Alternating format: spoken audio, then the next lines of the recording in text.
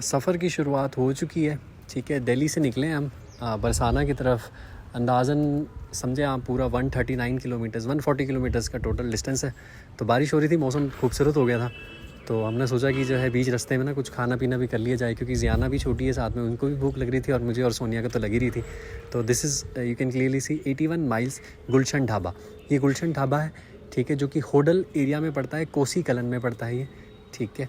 आप देख सकते हैं सामने गुलशन ढाबा। आए मैं आपको अंदर की तरफ लेके चलता हूँ।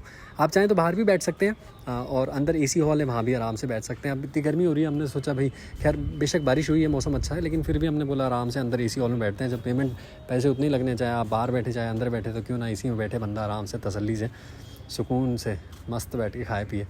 तो अभी तो जर्नी की शुरुआत है, पहला वीडियो है। बरसाना की तरफ हम जाने लगे हैं। ज़ियाना का बर्थडे आ रहा है बस 3 दिन बाद, तो हमने सोचा कि बर्थडे जो है ज़ियाना का और खूबसूरत हो जाएगा, एक रोड ट्रिप हो जाए और पार्टी शार्टी तो खैर होनी है। तो बस आए अंदर की तरफ चलते हैं। ये 2 अंकल जी शंकल जी आ रहे थे, मैं बोला आप आएँ ज़रा, फिर उसके बाद मैं अंदर की तरफ वीडियो बनाएंगे, अंदर की तरफ जाएंगे, वीडियो बनाएंगे। ये आप देख सकते हैं, ये बाहर का सीटिंग अरेंजमेंट है, यहाँ एसी नहीं था। आप चाहें तो यहाँ बैठ सकते हैं, बट बात वही है ना कि गर्मी इतनी हो रखी है कि भाई साहब इधर बैठा नहीं जाएगा। तो अंदर की तरफ वो सामने एसी हॉल है, वहाँ लेके चलते हैं, आराम से बैठें आप अंदर एसी में। और फिर मेन्यू दिखाता हूँ मैं आपको, क्या कुछ मेन्यू था, क्या कुछ हमने ऑर्डर किया था। हम तो most of the time early morning में तो ब्रेकफास्ट में तो पराठे शराठे खाना प्रेफर करते हैं, क्योंकि आमतौर पे घर पे भी नहीं बनाते हम पराठे शराठे ना। बाहर पे क्या है, सफ़र में इन सब चीज़ों को खाने का मज़ा ही लगा था। तो ये सारे जैसे पराठे शराठे हो गए, मतलब आने लगे हैं बस।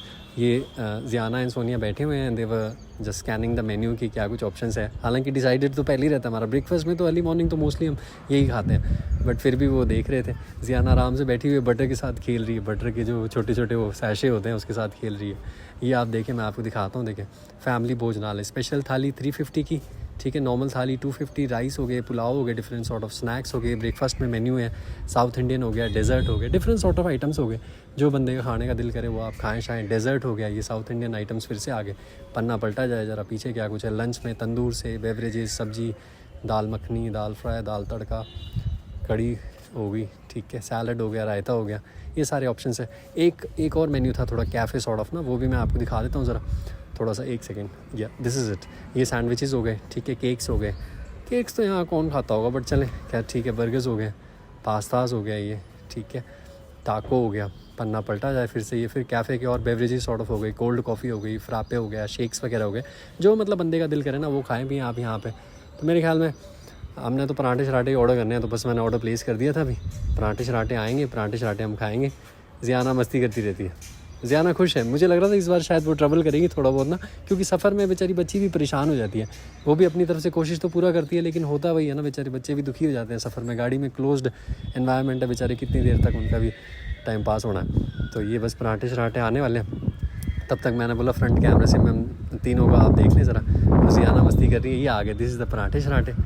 पराठे बट इतने मज़े के नहीं लगे यार, सॉरी टू से, इतना मज़ा नहीं आया जिस उम्मीद से हम बैठे थे। तो मैंने एक ही पराठा खा के बस हम उठ गए, चाय भी नहीं पी। फिर हमने बोला आगे चलते हैं, कुछ और खाएंगे पिएंगे, क्योंकि मज़ा ही नहीं आया खाने में इतना ना। बट चलें ठीक है, वो इतना बड़ा ढाबा है, इन्होंने अपनी तरफ से मेहनत करी है, कोशिश करी रही है, तभी इतनी बड़ी अच्छी जगह सस्टेन हो रही है। बट हमें मज़ा सा नहीं आया। तो उसके आगे फिर थोड़ा सा अगर आप चलें, मात्र समझें कि 1-2 किलोमीटर पे, तो ये बर्गर किंग पड़ेगा आपको। यहाँ पे मैं आया था तो मैंने यहाँ गड्डी शड्डी रोकी थी, तो यहाँ पे मैं बोला चले यहाँ से थोड़े बर्गर शर्गर उठा लिए जाए। ये this is the burger king, ये कोसी कलन में पड़ता है, वहाँ से मात्र थोड़ी से फासले पे। ये मैंने पैक शैक करा लिया, अभी यहाँ से थोड़ा रास्ते में आराम से खाते पीते चलेंगे। Thank you for available time.